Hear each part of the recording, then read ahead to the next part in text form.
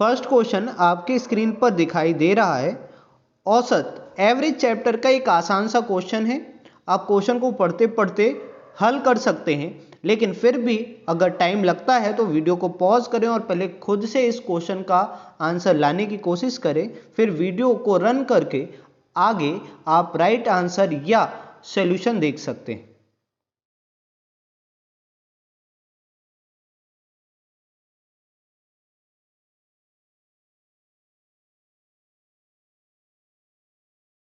इस first question में हमें दिया हुआ है 10 ऑब्जर्वेशन का एवरेज 46, लेकिन बोला है इसमें से एक ऑब्जर्वेशन 42 गलत है और उसकी जगह राइट क्या है 142। तो जब ऑब्जर्वेशन गलत नोट किया गया तो एवरेज भी गलत होगा, हमें राइट एवरेज बताना है। बिल्कुल आसानी से कर सकते हैं। एक चीज आपको ध्यान होनी चाहिए यहाँ पर कि टोटल इक्वल में क्या होता है, एवरेज इनटू में नंबर या ऑब्जर्वेशन। आपको एवरेज का फॉर्मूला पता है, एवरेज बराबर क्या, total of all observation upon में टोटल नंबर ऑफ ऑब्जर्वेशन। तो इस फॉर्मूले से हम आसानी से टोटल बता सकते हैं कि एवरेज 46 है और नंबर कितने हैं 10। तो इनका पहले वाला टोटल या गलत टोटल हमें जो है मिला वो 1460 है, लेकिन आप देखिए एक नंबर रॉन्ग था। तो अगर राइट टोटल की बात करें तो रॉन्ग नंबर को हटाकर हमें क्या करना पड़ेगा, राइट ऑब्जर्वेशन ऐड करना पड़ेगा। तो पूरे टोटल में से जो पहले वाला है हमने रॉन्ग ऑब्जर्वेशन हटा दिया और उसकी जगह राइट ऑब्जर्वेशन ऐड कर दिया, जिससे हमें राइट टोटल मिल जाता है। और इसको अगर आप सॉल्व करेंगे तो कितना मिलेगा 560। और फिर वही आपके पास राइट टोटल है, नंबर ऑफ ऑब्जर्वेशन है, आप एवरेज बता सकते हैं। टोटल है 560 अपॉन में नंबर या ऑब्जर्वेशन कितने हैं 10, और इसको सॉल्व करेंगे तो आपका आंसर कितना हो जाएगा 56। बिल्कुल आसान सा क्वेश्चन है, आप ओरल ही इस क्वेश्चन को हल कर सकते हैं। लेकिन जो शुरुआत कर रहे हैं बच्चे, अपने पढ़ाई को करने का सीख रहे हैं, अभी बिल्कुल बेसिक चीजें नहीं पता है, वो इस तरह से कर सकते हैं।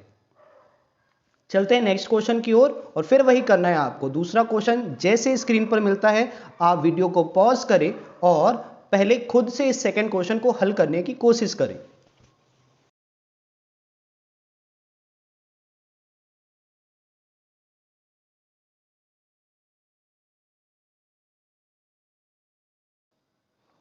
आई होप सभी ने इस सेकंड क्वेश्चन को वीडियो पॉज करके हल करने की कोशिश की होगी।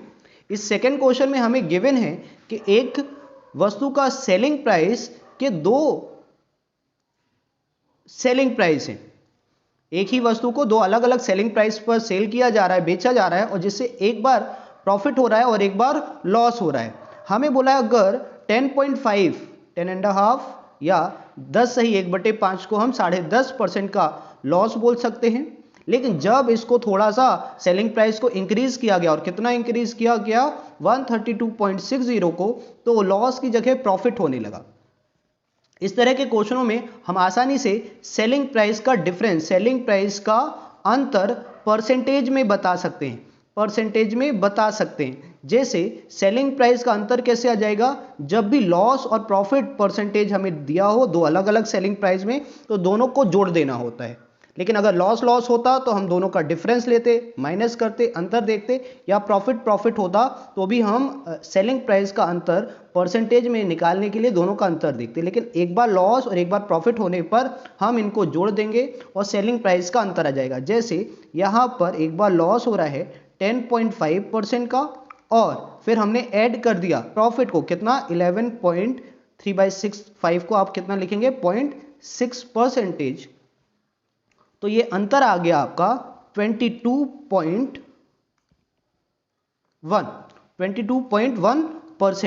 अब ये सेलिंग प्राइस का अंतर किस में है, परसेंटेज में, और रुपए में भी हमें दिया है अंतर कितना, इसी की वैल्यू हो जाएगी 132.60 रुपी। अब अगर हमें सीपी निकालना है, कॉस्ट प्राइस निकालना है वस्तु का, तो हमें किसकी वैल्यू निकालनी है 100% की, और आपको 22.1% का वैल्यू पता है, तो 100% की वैल्यू आप आसानी से निकाल सकते हैं। 132.60 बाय में जाएगा 22.1, तो ये 1% का वैल्यू, और इनटू में 100 करेंगे तो ये आपका 100% का वैल्यू हो जाएगा। पॉइंट हटाया, पॉइंट हटाया, 6 टाइम में आपका सॉल्व हो गया और आपका CP या 100% का वैल्यू आ गया कितना, 6 का 100 में मल्टीप्लाई करेंगे तो 600। आई होप आप लोगों को समझ में आया होगा। इसका राइट आंसर ये थर्ड ऑप्शन हो जाएगा। नेक्स्ट क्वेश्चन आपकी स्क्रीन पर आ रहा है, फिर से वही वीडियो पॉज करें और पहले खुद से इस क्वेश्चन को हल करने की कोशिश करें।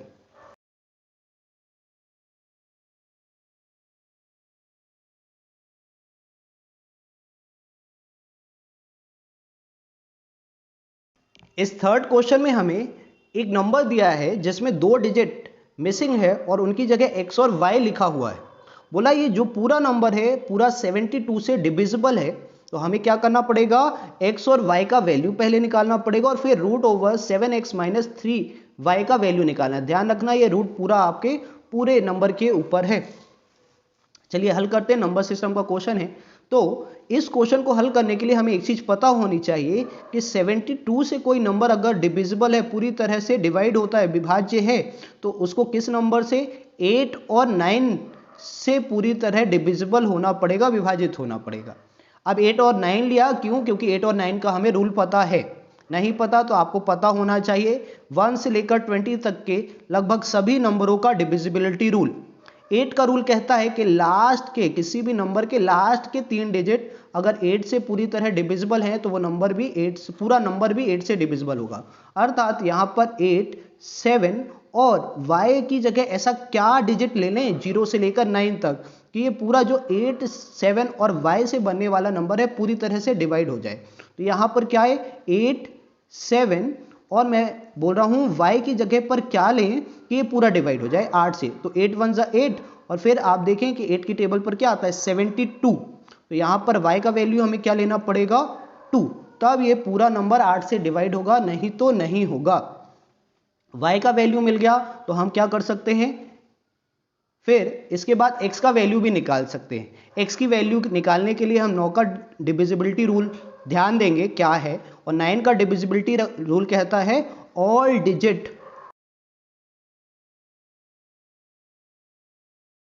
सभी अंकों का योग जो मिले वो 9 से अगर पूरी तरह से डिवाइड हो रहा है तो आपका पूरा नंबर 9 से डिवाइड होगा। हम नंबर लिख लेते हैं एक बार, 8 9 5 6 3, x की वैल्यू नहीं मिली है 8 7 और y का वैल्यू तो 2 मिल गया है, तो इसको ऐसे लिख सकते हैं।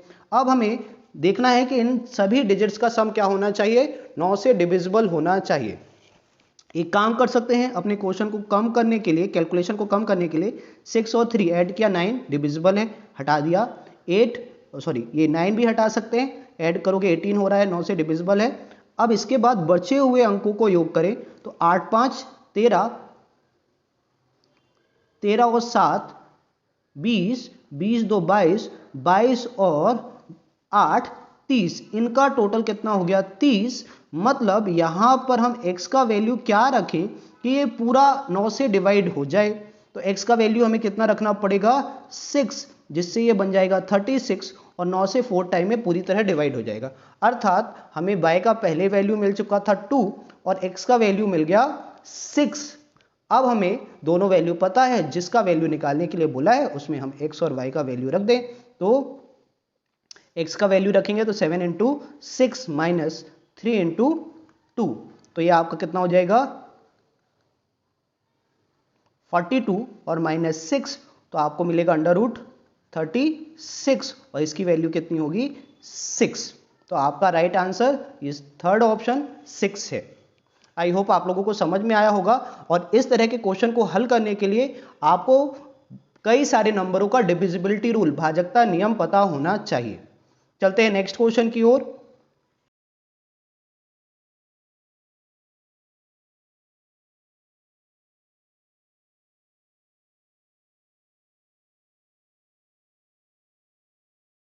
आई होप सभी ने करने की कोशिश की होगी।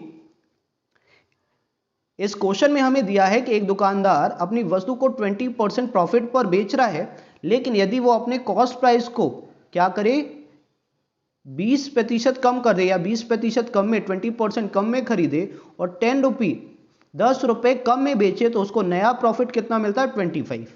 प्रॉफिट एंड लॉस चैप्टर का एक अच्छा क्वेश्चन है ना, लेकिन इसको करने का तरीका आप देखें उससे भी अच्छा है। क्या है, हम कॉस्ट प्राइस को हमेशा प्रॉफिट एंड लॉस में 100 यूनिट रखते हैं, क्योंकि आपका प्रॉफिट और लॉस किस पर काउंट होता है, सीपी पर ही, और सेलिंग प्राइस प्रॉफिट और लॉस पर डिपेंड करेगा। पहले बोला था हमें कि 20% प्रॉफिट हो रहा है तो हम अपना सेलिंग प्राइस 120 बना सकते हैं, 120 यूनिट ले सकते हैं। यहां पर कहीं रुपए एक जगह बोले हैं, कॉस्ट प्राइस और सेलिंग प्राइस रुपए में नहीं दिया, हमने मान लिया कि 100 यूनिट और 120 यूनिट। फिर इसके बाद हमें बोला है, ये पहले की बात है, पहले ऐसे हो रहा है, लेकिन बाद में हमें बोला है कि भाई इसके कॉस्ट प्राइस में, सीपी में, या उसने जितने में भी खरीदा उसमें 20% की कमी आ गई। तो 20% की कमी आई मतलब कितने का खरीदा, अगर 100 लिया हमने पहले वाला तो 80, 20% घटा दिया 80, और जब 10 रुपए कम में, पहले की तुलना में पहले जितने में भी बेच रहा था उससे कितने कम में बेचता है, 10 रुपए कम में, तो उसको प्रॉफिट होता है 25% का। तो अब देखिए बाद का कॉस्ट प्राइस कितना है 80, इसका 25% आप देखने जाओगे तो 1/4 कितना होगा 20, मतलब 20 ज्यादा में बेचेगा और कितने का बेचेगा, 100 यूनिट का बेचेगा। कैसे बना रहे हैं समझ में आ रहा होगा अच्छी तरह से।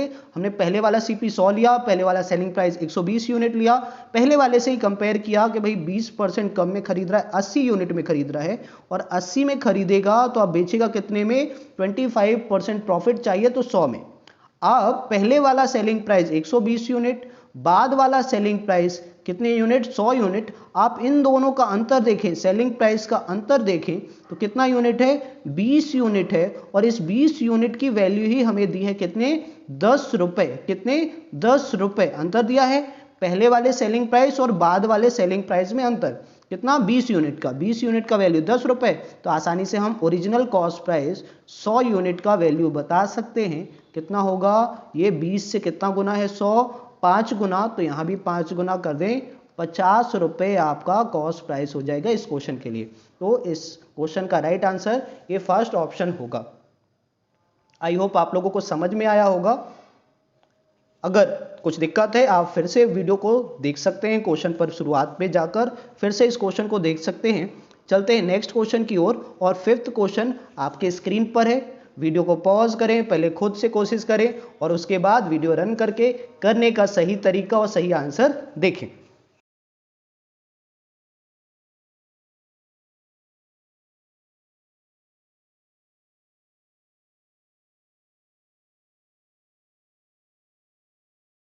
इस फिफ्थ क्वेश्चन में हमें दिया हुआ है टाइम एंड वर्क का एक क्वेश्चन। बिल्कुल आसानी से इस क्वेश्चन को कर सकते हैं। दो लोग हैं, अनु और विन्नी, और इनकी वर्किंग एफिशिएंसी, कार्य क्षमता का रेशो हमें बता दिया है। कैसे बता दिया है, बोला है अनु एक कार्य को पूरा करने में विन्नी से 4 गुना अधिक दक्ष है। मतलब अगर विन्नी एक काम करेगा तो अनु कितना काम कर देगा, 4। अब हमें बोला है ये एक काम कर रहा है, ये 4, कोई भी काम होगा अगर ये एक करेगा तो ये करेगा 4। टाइम की जरूरत नहीं है, यहां पर टाइम का रेशो बनाने की जरूरत नहीं है। टाइम हमें दिया 7 घंटे।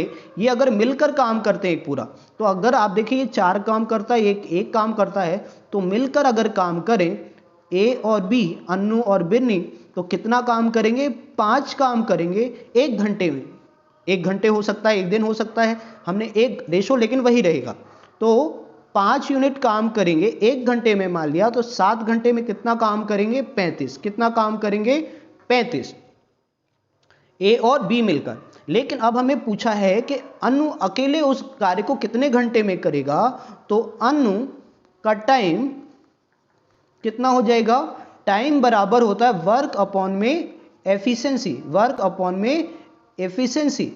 तो वर्क कितना है, टोटल ये बना लिया आपने, 5 काम कर रहा था 7 घंटे में, तो ये क्या हो गया, टोटल वर्क, टोटल वर्क। इसी को हम लिख सकते हैं कि टोटल वर्क बराबर क्या होगा, एफिशिएंसी इनटू में टाइम। इसी से बना है, एक ही फॉर्मूला है दोनों। तो ये पहले जब दोनों साथ में काम कर रहे थे तो 7 घंटे में 5 काम मिलकर करते थे, तो टोटल कितना काम होता था, 35। अब टोटल वर्क हमें पता है, टोटल वर्क पता है कितना है, 35। और इसको किस एफिशिएंसी से अनु करेगा केवल, तो किस एफिशिएंसी से करेगा, 4 की एफिशिएंसी से करेगा। इसलिए टाइम कितना लगेगा, 35 बटे में 4, 35/4। तो आपका राइट आंसर ये सेकेंड ऑप्शन हो जाएगा। इस तरह से इस क्वेश्चन को आसानी से कुछ सेकेंडों में कर सकते हैं। आई होप समझ में आया होगा। चलते हैं नेक्स्ट क्वेश्चन की ओर। फिर वही वीडियो पॉज करें और खुद से इस क्वेश्चन को हल करने की कोशिश करें।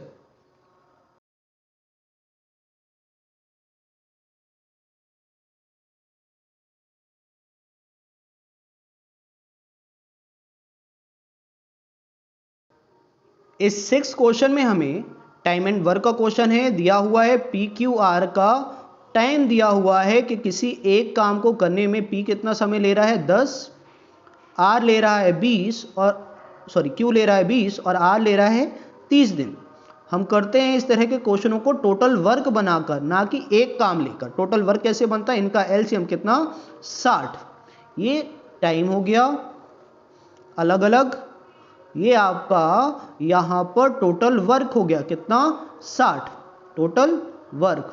अब समझे कि टोटल वर्क तो है 60 काम तो है, लेकिन पी कितने दिन में कर रहा है 10 दिन में, मतलब एक दिन में कितना काम कर रहा है, तो कितना काम कर रहा है 6। फिर क्यू की बात करेंगे तो 60 काम 20 दिन में, मतलब रोज कितना काम कर रहा है 3। और अगर आर की बात करें तो रोज 60 काम कर रहा है कितने दिन में 30 दिन में, तो एक दिन में कितना काम कर रहा है 2। ये हो गया। अब इसके बाद क्या करना है, हमें देखना है कि क्वेश्चन में बोला क्या है कि किस तरह काम हो रहा है, काम का स्टाइल समझना है, काम का तरीका, करने का तरीका। तो देखें फर्स्ट डे आ रहा है कौन पी, और उसके साथ बोला एकांतर अल्टरनेट डेज में कौन हेल्प कर रहे हैं क्यू और आर। तो पहले दिन कौन काम करेंगे पी और क्यू, और कितना काम कर देंगे, तो आप देखें 6 पी करेगा और 3 काम क्यू करेगा, तो कितना काम हो जाएगा 9। सेकेंड डे की बात करेंगे तो फिर कौन आएगा पी, लेकिन अब उसकी हेल्प कौन करेगा आर। तो पी अपना 6 काम करेगा और आर अपना 2 काम करेगा, तो टोटल कितना काम हो जाएगा 8। और यही चक्र चलता रहेगा।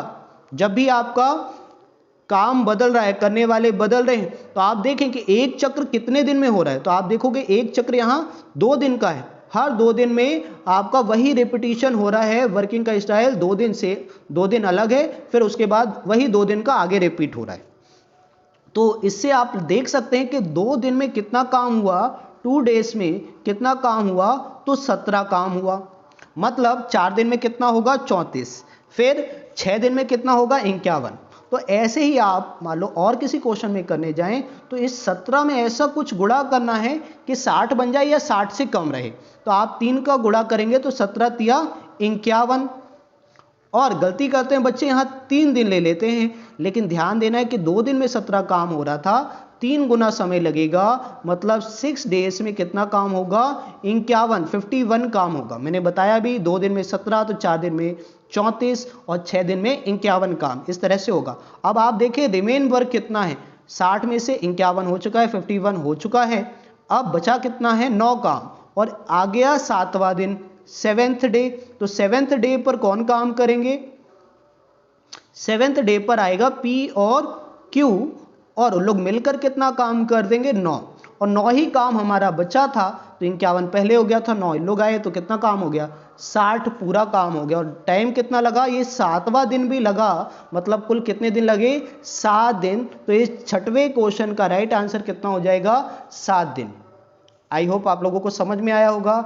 इसी तरह आसानी से हम बहुत सारे क्वेश्चनों को करने वाले हैं, और इस पूरे पेपर सेट में जितने मैथ्स के क्वेश्चन आए हैं उनको खत्म करने वाले हैं। तो वीडियो में बने रहें और बिल्कुल टाइम निकालकर आप इन वीडियो को फॉलो करें, जिससे आप पूरे क्वेश्चनों को अच्छी तरह से देख सकें। चलते हैं नेक्स्ट क्वेश्चन की ओर।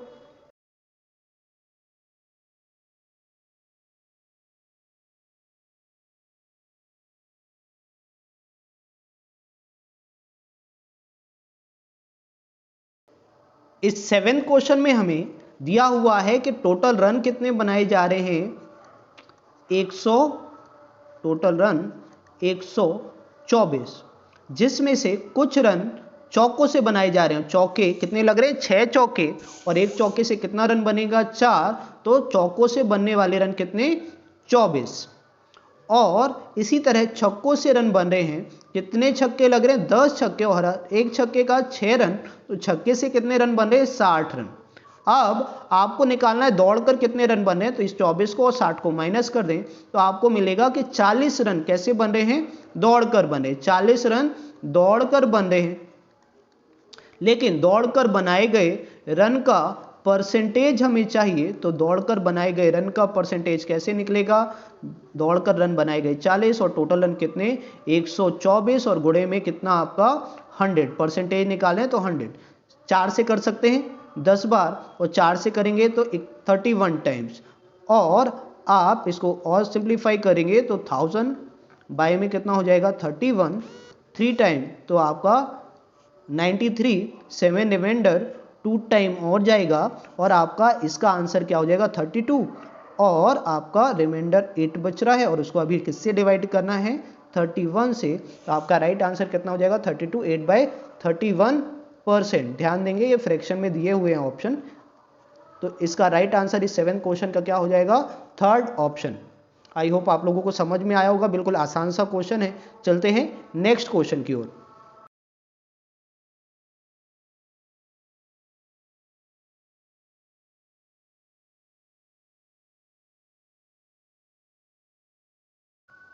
इस 8th क्वेश्चन में हमें दिया है कि 3 नंबर 398, 437 और 5425 को जब किसी एक नंबर से डिवाइड किया जाता है तो रिमाइंडर मिलता है 7, 12 और 2। अब इस क्वेश्चन में क्या करना है, 7 रिमाइंडर मिल रहा है, 12 रिमाइंडर मिल रहा है, 2 रिमाइंडर मिला, तो इसको घटा दो, इन नंबरों से सब्सट्रैक्ट कर दो, तो ऐसे नंबर मिल जाएंगे जो उस एक कॉमन नंबर से डिवाइड होगा। इस क्वेश्चन की शुरुआत में मैंने बोला था नंबर सिस्टम का क्वेश्चन है, लेकिन यहां पर आपको सबसे बड़ा नंबर निकालना पड़ेगा, जो दिए गए नंबरों को नहीं, जो आप सब्सट्रैक्ट करोगे घटाओगे उसके बाद जो नंबर बनेंगे उनको पूरी तरह डिवाइड करें। और ऐसा कॉमन नंबर निकालने के लिए हम क्या यूज करते हैं, एचसीएफ, हाईएस्ट कॉमन फैक्टर, तो एचसीएफ का क्वेश्चन है ना। तो आप करें, नंबर लें 398, 437 और 5425, इसमें से आप क्या करें, पहले में कितना रिमाइंडर मिला था 7, दूसरे में 12 और तीसरे में 2, आप घटा दें, 7 सब्सट्रैक्ट करेंगे 391, 12 सब्सट्रैक्ट करेंगे तो 425 और लास्ट में आप 2 सब्सट्रैक्ट करेंगे तो आपका 5, 4 और 23। अब ये 3 नंबर हैं, इनको ढूंढना है, इनमें से ढूंढना है कि कौन सा ऐसा नंबर है जो तीनों को डिवाइड कर दे ऑप्शन से। तो अलग से एचसीएफ निकालने का जरूरत नहीं है, ऑप्शन से आप करें। अब ऑप्शन से करेंगे तो 11 से क्या डिवाइड हो रहा है, ये पहले ही नंबर को देखें, 11 से डिवाइड हो रहा है तो नहीं हो रहा, तो 11 आपका राइट आंसर नहीं होगा। 15 से होगा नहीं क्योंकि 5 यूनिट डिजिट होना जरूरी हो जाएगा, तो ये भी आपका राइट आंसर नहीं होगा। अब 17 से करें तो 17 दूनी 34 और 17 तिया 51 हो रहा है, तो ये आपका पूरा डिवाइड हो रहा है 17 से। इसके 19 से चेक कर ले, क्या 19 से डिवाइड हो रहा है, ये तो नहीं हो रहा है, तो 19 से भी डिवाइड नहीं हो रहा है, मतलब ये पहला नंबर 17 से 17 से पूरी तरह डिविजिबल है। आप देखेंगे तो ये भी पूरी तरह डिवाइड होगा और ये भी डिवाइड होगा। बाकी आपका एसएससी जीडी ऐसा एग्जाम है जहां पर आपको टाइम सेव करना है, इसलिए आप इस तरह से केवल एक नंबर को देखें कि 17 से डिवाइड हो रहा है। मान लीजिए 2 ऐसे ऑप्शन होते कि दोनों से डिवाइड होता तो फिर और आगे के नंबर भी हम दोनों ऑप्शन से डिवाइड करते, लेकिन अभी केवल एक ऑप्शन है जिससे ये पहला नंबर डिवाइड हो रहा है, तो 17 टिक लगाना है, राइट आंसर है आपका, और आगे बढ़ जाना है। चेक करना है तो आप इसको भी डिवाइड कर सकते हैं 17 से, इसको भी डिवाइड कर सकते हैं, होगा। तो इस 8th क्वेश्चन का राइट आंसर क्या है, थर्ड ऑप्शन 17। आई होप आप लोगों को समझ में आया होगा कैसा है, बिल्कुल आसान सा क्वेश्चन है, एचसीएफ निकालने की जरूरत नहीं है, आप ऑप्शन से इसको कर आगे बढ़ सकते हैं। चलते हैं नेक्स्ट क्वेश्चन पर।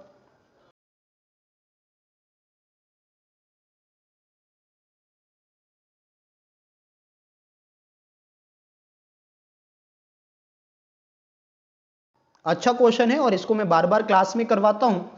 आप देखेंगे इस क्वेश्चन में हमें बोला है 36 मीटर का सेलिंग प्राइस, तो सेलिंग प्राइस बराबर क्या होता है, आप देखेंगे कॉस्ट प्राइस, और अगर प्रॉफिट हो रहा है तो प्रॉफिट जोड़कर सेलिंग प्राइस बनाता है। तो यही चीज कि 36 मीटर जुट का सेलिंग प्राइस बराबर क्या होगा, एक तो उसका 36 का कुछ कॉस्ट प्राइस लगा होगा, सीपी होगा, और साथ में आपको प्रॉफिट भी किस में दे दिया, सेलिंग प्राइस या कॉस्ट प्राइस में। इस क्वेश्चन में ऐसा ही होगा और इसी तरह आप लिखकर इस क्वेश्चन को कर सकते हो आसानी से। अब प्रॉफिट क्या हो रहा है, 12 मीटर जुट के कॉस्ट प्राइस के बराबर, सेलिंग प्राइस के बराबर, तो हम कितना लिखेंगे 12 SP। मान लीजिए ये प्रॉफिट दिया होता किसी कितने भी मीटर के कॉस्ट प्राइस के बराबर तो उतना सीपी लेते, लेकिन अभी कितना दिया है 12 मीटर के सेलिंग प्राइस के बराबर, तो यहां पर कितना ले लेना है 12 एसपी। एसपी एक साइड सीपी एक साइड, जैसे आपका एसपी और सीपी का रेशो बन जाएगा, 12 एसपी यहां लाएंगे, सब्सट्रैक्ट करेंगे, घटाएंगे तो 24 एसपी बराबर 36 सीपी, और आपको रेशो बनाना है तो आप कुछ इस तरह से बना सकते हैं, 12 से 2 बार, 12 से 3 बार ये डिवाइड होगा, और एसपी और सीपी का रेशो कितना हो जाएगा, सीपी हम यहाँ ले आते हैं, 3 ऊपर और 2 नीचे, बराबर क्यों सट जाएगा तो नीचे, मतलब कॉस्ट प्राइस 2 है, सेलिंग प्राइस 3 है, तो आपको प्रॉफिट कितना हो रहा है यहाँ पर एक यूनिट। तो कॉस्ट प्राइस का कितना है 50% है, आसानी से निकाल सकते हैं, या नहीं बोल पा रहे हो तो प्रॉफिट परसेंटेज कितना होता है, प्रॉफिट अपॉन में सीपी इंटू में 100, फॉर्मूले में वैल्यू रखें, आंसर आएगा। वैसे आसान सा क्वेश्चन है, थोड़ा सा करेंगे ओरल फिर आप आंसर दे पाएंगे। 1 2 और बटे में 100, तो ये कितना हो गया 50%। आई होप आप लोगों को समझ में आया होगा, जो क्लास में करते हैं बच्चे वो आसानी से कर पाएंगे, ओरल इसी प्रकार से, ओरल या कम कैलकुलेशन में इस तरह से। चलते हैं नेक्स्ट क्वेश्चन की ओर, 10th क्वेश्चन।